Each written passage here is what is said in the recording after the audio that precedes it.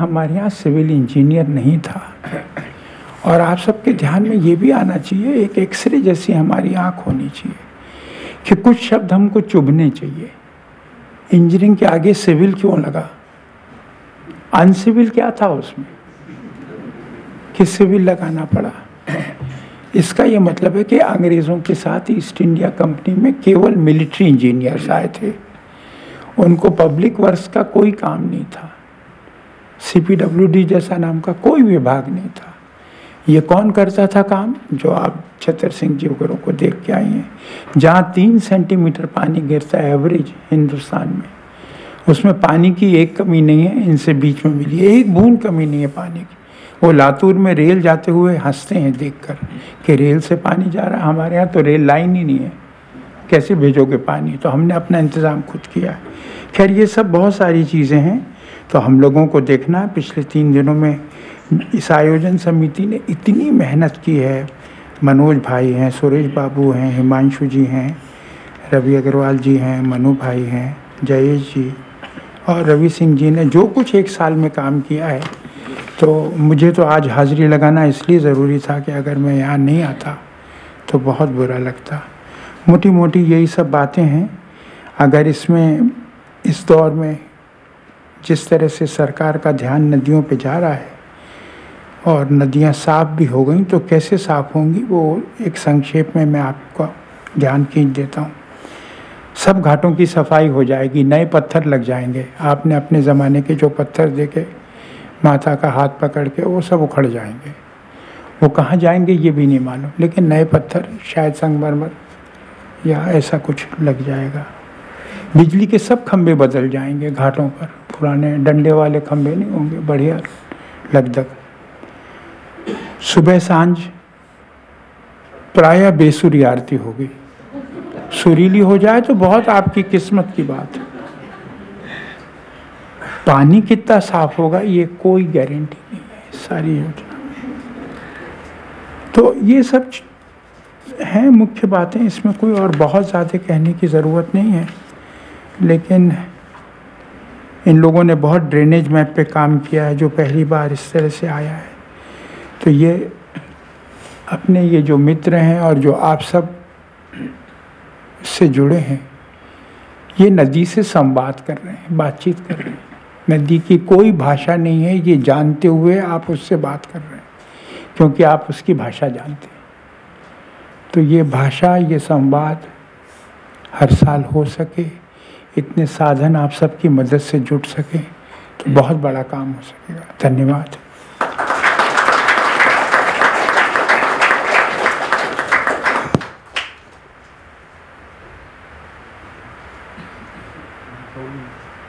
जी जब बोलते हैं समझ में नहीं आता, हंसे के रोए,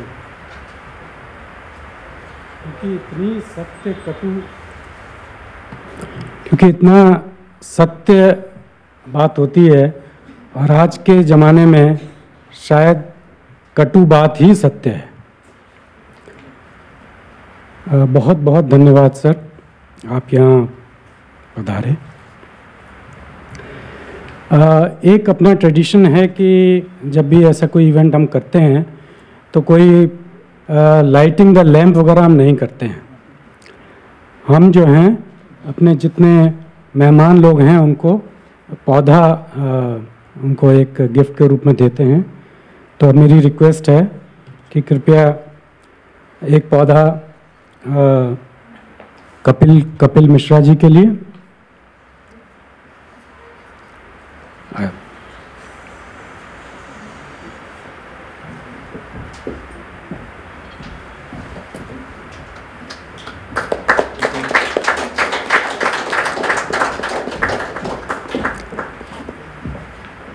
एक पौधा अनुपम मिश्रा जी के लिए। यहाँ मिश्रा बहुत इकट्ठे हो गए हैं।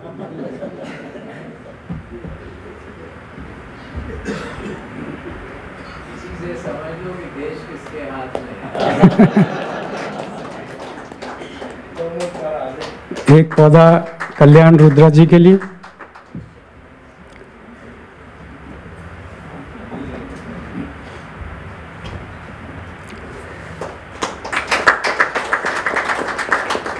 एक पौधा रवि सिंह जी के लिए। हमारी गार्डन में से जाके फिर जाएगा तो घर। एक पौधा हिमांशु ठक्कर जी के लिए। या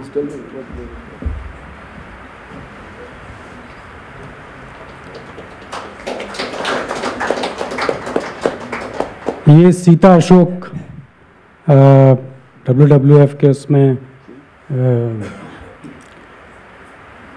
और एक पौधा रवि अग्रवाल जी के लिए।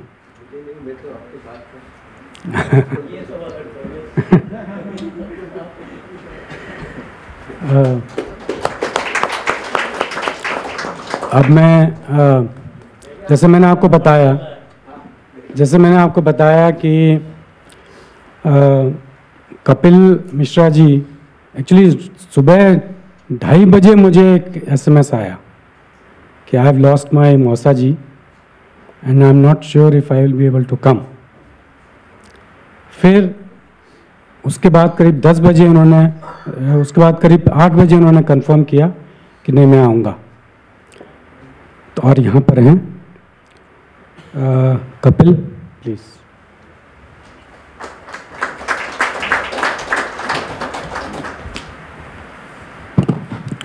नमस्कार आप सभी को, और बहुत बहुत आभार इंडिया की नदियों के ऊपर इस प्रकार का आयोजन और लगातार करते रहने का संकल्प किए हुए सभी आयोजकों को, मनोज मिश्रा जी को, बाकी सभी लोगों को। और जब अनुपम जी, रवि जी, हिमांशु जी, कल्याण जी सब लोग हों तब नेताओं को, पॉलिटिशियंस को चुपचाप सुनना चाहिए, बोलने के लिए नहीं होना चाहिए नेताओं के लिए कोई जगह। लेकिन एक बात जो सब लोग बोल रहे थे कि इंडिया में कोई एजेंसी नहीं है जो नदियों को मैनेज करे, कोई एक सिंगल बॉडी नहीं है, तो मेरे मन में तो एक ही विचार आ रहा था कि थैंक गॉड।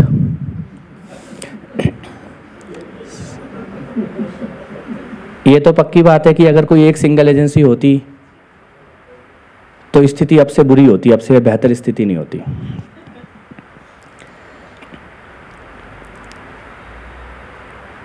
सरकार में हम लोग भी बहुत बातें करते हैं कि हम नदी के लिए ये करेंगे, नदी के लिए वो करेंगे, कुछ कुछ कोशिश भी करते हैं, जो दिमाग में आता है वो कर देते हैं।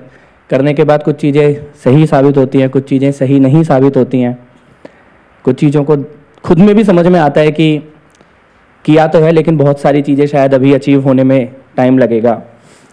लेकिन इस देश में सरकारें चलाने का एक अपना तरीका बन चुका है और नदियों का बहने का तरीका उससे पुराना है। वो दोनों आपस में मैच नहीं कर रहा, बिल्कुल भी मैच नहीं कर रही है दोनों चीज़ें। और ये कहीं ना कहीं मेरे को लगता है ये जो हमारे अंदर एक अहंकार है कि हम नदी को बचाएंगे, सरकारों में भी है ये अहंकार। मैं भी बड़े गर्व से खड़े होकर बोलता हूँ 3 साल में हम लोग ये कर देंगे, वो कर देंगे, कुछ कुछ कोशिश भी करते हैं, कुछ शुरुआत भी करते हैं, लेकिन हम नदी को बचाएंगे, we will save the river. ये मेरे को लगता है कहीं ना कहीं ये जड़ में है सारे फसाद की। अब हम अपने आप को बचाएंगे कि नहीं बचाएंगे ये समझ में अगर आ जाए तो शायद चीज़ें बदल सकती हैं। जिस तरह से हम नदियों को, जंगलों को, पहाड़ों को, सब चीज़ों को जिस तरह से हम लोग देख रहे हैं। अभी जैसे ये हुआ, डीमोनेटाइजेशन हुआ, तो मेरे से किसी ने पूछा कि आप लोग इतना विरोध कर रहे हो, कोई एक पॉजिटिव चीज़ तो बताओ डीमोनेटाइजेशन का, कोई तो पॉजिटिव एस्पेक्ट होगा। मैंने कहा एक पॉजिटिव एस्पेक्ट है कि ये सो कॉल्ड डेवलपमेंट थोड़ा स्लो हो जाएगा, तो शायद हमारी नदियाँ थोड़ी और बच जाएंगी, थोड़ा पहाड़ काटने में, जंगल काटने में शायद थोड़ा डिले हो जाएगा, चीज़ें शायद थोड़ा देर से होंगी, क्योंकि सरकारों के हाथों में चीज़ें आने के बाद उनका सोचने का तरीका बहुत सरकारी हो जाता है। जैसे नदी को साफ करना है तो घाट बदल दो, जो अनुपम मिश्रा जी कह रहे थे, खंबे बदल दो, वहाँ पे कुछ कुछ और नई नई चीज़ें करने लग जाएं, लेकिन उसकी जड़ में क्या है। और ये समझना पता नहीं कभी किसी ने भी जब टाउन प्लानिंग की होगी, शहरों को बसाया होगा अभी आधुनिक हिंदुस्तान के लिए, तो नदियाँ जैसे बहेंगी वैसे हमें प्लान करना है या पहले हम प्लान करेंगे उसके बाद हम नदियों को बताएंगे कैसे बहना है। ये मेरे ख्याल से और ये मैं कोई दिल्ली सरकार का पानी का मंत्री होने के नाते नहीं, क्योंकि पानी का मंत्री होने के नाते तो मैं आज जो बोलूँगा वो कई चीज़ें ऐसा लगेगा कि गलत बोल दी। जैसे रेणुका डैम की बात, मैं व्यक्तिगत तौर पर बिल्कुल मानता हूँ कि दिल्ली को बड़े बांधों की या किसी भी और नए बांध की दिल्ली से बाहर ज़रूरत नहीं है। जितना पानी है वो दे सकते हैं, जितनी जनसंख्या है उसको दे सकते हैं, थोड़ी और बढ़ेगी उसको भी दे सकते हैं, ना बढ़े तो अच्छा है, लेकिन बढ़ेगी उसको भी दे सकते हैं, इतना पानी है। लेकिन उस दिन मनोज मिश्रा जी मेरे ऑफिस में ही बैठे थे जब वो लेटर मेरे पास आया और मेरे को साइन करके उमा भारती जी को भेजना था कि रेणुका डैम जल्दी बनाइए, दिल्ली को पानी की जरूरत है और सारा पानी दिल्ली को ही मिलना चाहिए। और वो लेटर मेरे को हमारे डिपार्टमेंट के ऑफिसर्स ने ड्राफ्ट करके प्रॉपर दिया और बोला कि ये लेटर भेज दो, डैम बने ना बने रिकॉर्ड में ये लेटर होना चाहिए कि ये पूरा 240 MGD दिल्ली को ही चाहिए। तो मैंने अभी तो नहीं साइन किया, लेकिन वो पूरा का पूरा सिस्टम ये मानता है। और ना भेजने वाले व्यक्ति के ऊपर शायद आने वाले टाइम पे ये आरोप लगा दिया जाएगा कि ये दिल्ली का दुश्मन है, दिल्ली को पानी नहीं देना चाहता। तो अब इसको कैसे बदले? मैं मानूं कि बड़ा डैम नहीं चाहिए और सरकार माने कि बड़ा डैम नहीं चाहिए, दो अलग अलग चीजें हैं। और सरकार मानने से पहले समाज मान ले। अब अगर आज लोगों को ये पता लग जाए कि दिल्ली सरकार का मंत्री ये बोल रहा है कि रेणुका डैम नहीं चाहिए, तो लोग भी खड़े हो जाएंगे कि तुम हमारे कोई पानी नहीं देना चाहते, शायद किसी और राज्य में चुनाव लड़ने का प्लान कर रहे हो इसलिए। ये और इसको करने के लिए जो मैंने सोचा, मेरे को ऐसा लगा कि शायद हम अपनी कुछ वाटर बॉडीज को रिवाइव करें। प्रोफेसर विक्रम सोनी साहब के साथ कुछ फ्लड प्लेन में वाटर हार्वेस्टिंग की एक बहुत अच्छी यूनिक प्रोजेक्ट चल रही है, उसको और बढ़ाएं, एक्सपेंड करें, वो सब करें। थोड़ा हमारी पानी बढ़े, लोगों को पीने का पानी ठीक से मिलने लगे, तो उसके बाद लोगों के पास जाके ये बोले भी कि पानी तो ठीक से मिल रहा है और बांधों की जरूरत नहीं है, तो लोग भी सुनना पसंद करेंगे। अभी जब शहर के कई हिस्सों में सच में पानी नहीं पहुंचता हो और तब कोई सरकार आके बोले कि बांध नहीं चाहिए, तो दोनों चीजें मैच नहीं करती आपस में, उनका कोई कनेक्शन समझ नहीं आता। लेकिन एक चीज जो समझ में आती है वो ये है कि एक आज की नदियों की स्थिति और एक कैसी नदी हम चाहते हैं कि साफ हो, सुंदर हो, बह रही हो, उसमें पानी हो, उसके किनारे में लोग जा सके, ये सबका विजन बराबर है। ये सब मानते हैं कि आज जो है वो ठीक नहीं है और जो ठीक होगा उसमें एक साफ नदी होगी जिसके किनारे में लोग जा सकते होंगे। और ये एक ऐसा आइडिया है जिसको हर कोई पसंद करता है। मतलब पिछले 1.5 साल में सरकार में हमने जितनी भी चीज़ों की चर्चा की है उसमें सबसे ज़्यादा अगर लोग जुड़ते हैं आकर, तो तब जुड़ते हैं जब नदी की बात करते हैं।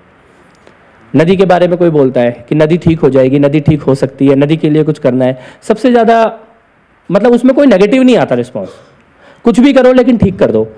तो आज की सिचुएशन और एक आइडियल सिचुएशन की नदी कैसी होनी चाहिए, वो दोनों तो लगभग सब मानते हैं, पर यहां से लेकर यहां तक जाने का रास्ता क्या होगा उसमें मेरे जैसे लोग कंफ्यूज्ड हैं।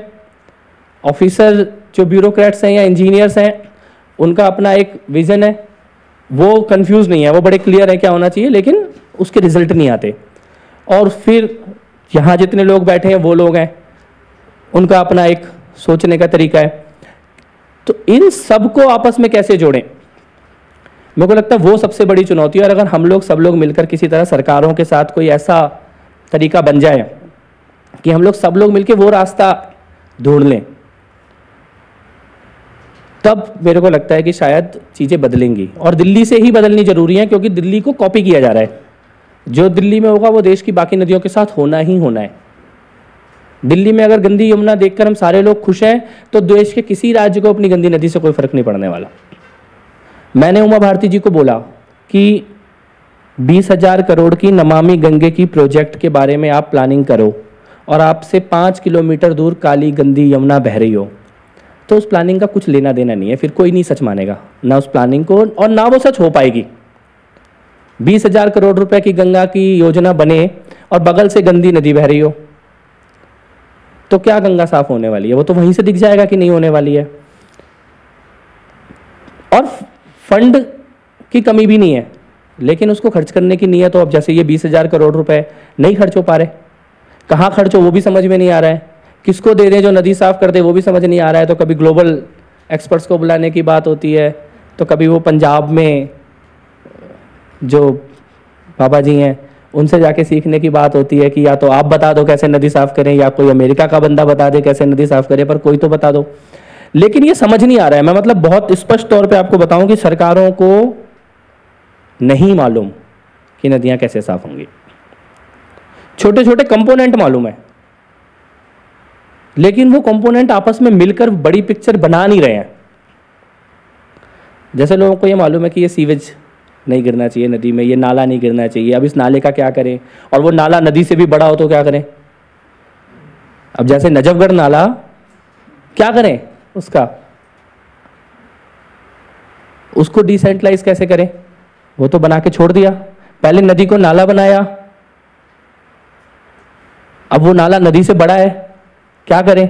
तो बहुत सारी चीजें, मेरे को लगता है इन 3 दिनों में 4 दिनों में या इसके बाद आने वाले कुछ दिनों में कभी कुछ ऐसे रास्ते निकले जो छोटे छोटे सॉल्यूशन देना शुरू करें, और वो छोटे छोटे सॉल्यूशन एक एक प्रॉब्लम को आइडेंटिफाई करके सरकार को बताने में मदद करें। जैसे हम लोगों ने छोटे 18 नालों को कुछ बायो रिमेडिएशन और इस तरह के तरीकों से कुदसिया गार्डन, कुदसिया से जो नाला निकलता है उससे शुरुआत करने की कोशिश की है कि इन सबको हम लोग थोड़ा नहाने लायक पानी बनाकर, और ट्रीट हो जाएगा, लोगों ने तो बताया कि हो जाएगा करके, फिर नदी में वो जाए। फिर नजफगढ़ के बारे में कुछ सोचने की कोशिश की है। सब सप्लीमेंट्री में जो ऑक्सीडेशन प्लांट पुराना था उसको रिवाइव करके वहाँ से पानी थोड़ा साफ होके यमुना में गिरना शुरू हो, उसके बारे में कुछ सोचा है। लेकिन ऐसे कुछ सजेशन आप लोगों की तरफ से आए, और सजेशन मतलब एक्शन पॉइंट्स में, कि सरकार यहाँ पे इस चीज़ को ऐसे कर दे। तो जैसे हमारा सीवेज का पूरा जो एसटीपी का पूरा नेटवर्क है, अब मनोज मिश्रा जी ही उसके बारे में हमें रिपोर्ट देने वाले हैं कि उसमें क्या कमियां हैं, क्यों अपनी ऑप्टिमम कैपेसिटी पे काम नहीं कर रहा है, क्या करें कि कम से कम जितना हम गंदा पानी ट्रीट करते हैं वो सच में ट्रीट हो जाए, उसके बाद ही नदी में जाए। तो इस तरह के मेरे को लगता है अगर पार्टनरशिप्स हो पाएँ तब तो कुछ रास्ता निकलेगा, वरना जो हमने छोटी नदियों का हाल किया है, जैसा अनुपम मिश्रा जी कह रहे थे, बड़ी नदियाँ भी कब तक खैर मनाएंगी। इस मामले में हम लोग माहिर हैं, और हम कई लोग ये मानते हैं कि क्योंकि यूरोप में भी पहले नदियां गंदी हुई और फिर साफ हो गई, इसीलिए होने दो गंदी, यहां भी साफ हो जाएंगी। ये बहुत सारे लोग मानते हैं कि क्या फर्क पड़ता है गंदी हुई है, तो ये प्रोसेस है, ऐसे ही विकास होता है। पहले वहां भी गंदी हुई, फिर साफ हो गई, अब देखो वो लोग कितने सुंदर देश बन गए, हमारी भी गंदी हो गई, हमारी भी साफ होगी, हम भी उतने सुंदर देश बन जाएंगे। लेकिन ये रास्ता उस दिशा में जा नहीं रहा है, किसी हालत में भी नहीं जा रहा है। हम उस डायरेक्शन में नहीं जा रहे हैं कि हम गंदी से नदियों को साफ करके वैसा बना देंगे जैसा दुनिया के कुछ देशों ने शायद बना लिया है। और ना हमारी नदियां वैसी हैं, ना हमारे लोग वैसे हैं। तो यही है, आप लोग भी, और थोड़ा साथ की भी जरूरत पड़ेगी। जब ये बड़े बांधों को ना कहना होगा तब आप सबके साथ की जरूरत पड़ेगी।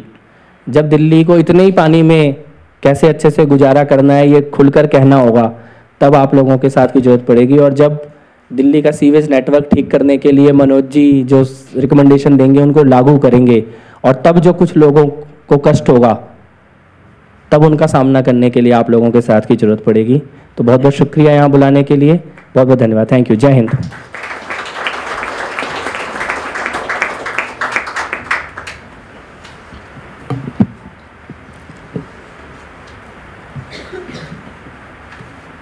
बहुत ही सटीक बात कपिल ने कही कि हमको ये मालूम है हम कहाँ हैं, हमको मालूम है हम कहाँ जाना चाहते हैं, पर हमको रास्ता नहीं मालूम। और ये जो रोड मैप है, ये रोड मैप ही सबसे बड़ा चैलेंज है।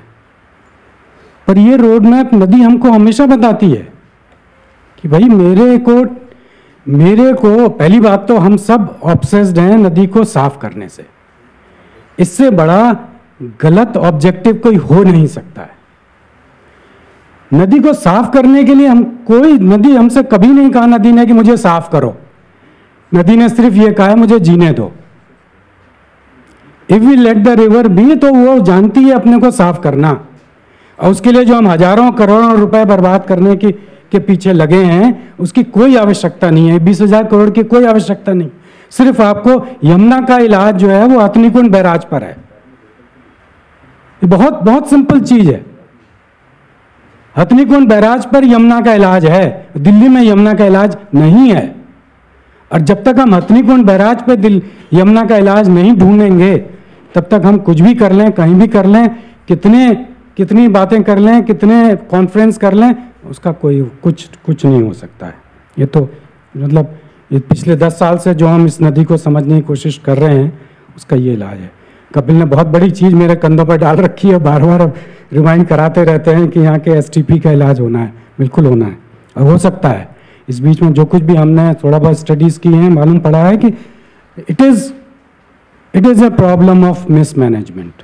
बस मैन मैनेजमेंट सबसे क्रिटिकल है और बाकी सब चीज़ें जो हैं उसका कोई मतलब नहीं है।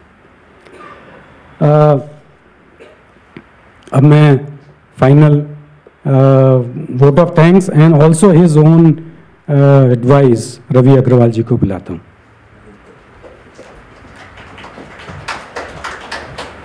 Thank you. I have no advice to offer because I think what Anupam ji said about the river has no language, and I think there are everybody in the room has learned to listen to the rivers which have no language and are in conversation with them. So how can anybody offer advice to people who are in this room? So firstly, I'd like to thank everybody in the room for coming here, being part of this, event meeting, but more than that, part of a collective which hopefully is trying to think of rethinking what the idea of rivers is. So my first thanks goes to, our first thanks on behalf of the organizing committee and all of us that you have joined this and come here. It's been a very rich inaugural session and there have been so many ideas floated that there's a biodiversity of ideas. Starting from Ravi Singh ji, who mentioned the idea of biodiversity, one of the most least documented areas of our rivers is biodiversity. And if you look at data in Europe and in the United States, biodiversity is increasingly being documented, in fact, changing the way rivers are being managed. So you find species of fish which are prime species, they change the way rivers are managed or the way the structures are built on them. They are very important ways in which the future of rivers are being determined. But we have very little data, very sparse data on that. So what Mr. Ravi Singh said is actually very critical. Of course, he talked about the key species, but there are so many species which are not so evident, which are part of the complex web of life rivers support. Himanshu ji is as realistic as ever, and he very clearly laid out the agenda, not the specific agenda, but the thought behind the agenda and what we are trying to do here. And of course, the agenda is, you can see it's an open agenda. There's lots of discussion, but trying to evolve something. It's a joint, it's not a presentation of lectures, but trying to rethink how we're going to proceed. Kalyan Rudra ji talked like an historian, and thank you for that, to bringing the colonial history of rivers, and which, of course, was Mr. Kapil Mishra also mentioned about how we follow European models despite not understanding the history of European ideas of rivers and of nature. And also the pre-colonial, also the 16th, 17th century ideas where many of our institutions had the philosophy which continues till this day of the way we manage rivers. So we're talking of a paradigm shift which is very serious actually. The paradigm shift exists not only about rivers but all ecological issues which we now confront, or how to think about ecology and nature differently. So thank you very much for bringing that very important perspective in. And Anupam Mishra ji, firstly, thank you so much for coming. We know the struggle you're going through, but for also being part of the organizing committee, for guiding it, and for, in your simple, seemingly simple way to bring out very complex thoughts, as rooted as ever on the ground. His comment of changing tires and putting new poles is so, it'll stay, that comment stays in my heart because it creates the imaginary of what the future of rivers is going to be. Just those two things you can see, new poles with halogen lamps and marble tiles. This is the future of how many states are thinking of riverfronts right now. And Mr. Kapil Mishra, who was there in the last the Honorable Minister who was there in the last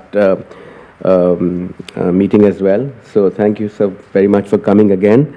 And also that coming on a day in which you've had a personal loss. I think we are extremely grateful that you do manage to come here.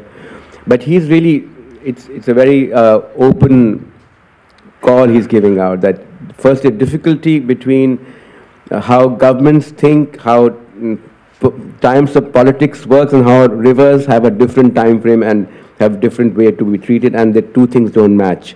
How do we match? This is a critical question, because we cannot change our political systems, but nature and ecology have their own time frames, and this is, he's asking for practical solutions. And I think we should take up that call and think about how we can move forward in saying, okay, given the limitations of our understanding and of the systems we live in, what is the way forward? And acknowledge the arrogance of governments about rivers, but I think the arrogance is not only of governments. All of us have the arrogance, have had the arrogance about how we think of nature, how we think of rivers. Not people in this room, because people in this room listen to the rivers, but I think outside this room is, I think the arrogance is there. So I'd like to thank all of you for sharing this very rich basket of ideas, and which we hope some of which will be deliberated in the coming days. But I'd also like to thank well, I can't thank the organizing committee, but some members of the organizing committee, I won't name them, but have done exceptionally, spearheaded this whole thing, done exceptional work. But also the people who have supported that, who are from the organizations of which the organizing committees represent. The organizations themselves lent out. WWF, which has always lent the auditorium and has been part of this. I won't use the word generous, but been part of this whole effort. And also the several organizations and individuals who have contributed financially to make this event happen. And we have to seriously think, how are we going to, because I remember in the 2014, when literally Ramasamy Iyer was leading it, we were all hoping beyond hope and maybe wondering whether this 2016 meeting will happen. But it has happened, and all of us are here. And I think this is something which we need to keep alive, and we have to find ways how to, Ravi Chopra ji had a suggestion before we talked about taking to the states, distributing it, and I think everybody is looking for people who want to take this on in different states, and how we can all be. It's not, we are the organizing committee for this event, but we're not the organizing committee for the coordinated work. We can find several ways of proceeding with that. With this sort of the panel reminding us what the big responsibility we have for the next 2 days, I'd like to thank all of you for coming here, and the panel, for everybody in the panel for joining us. Thank you.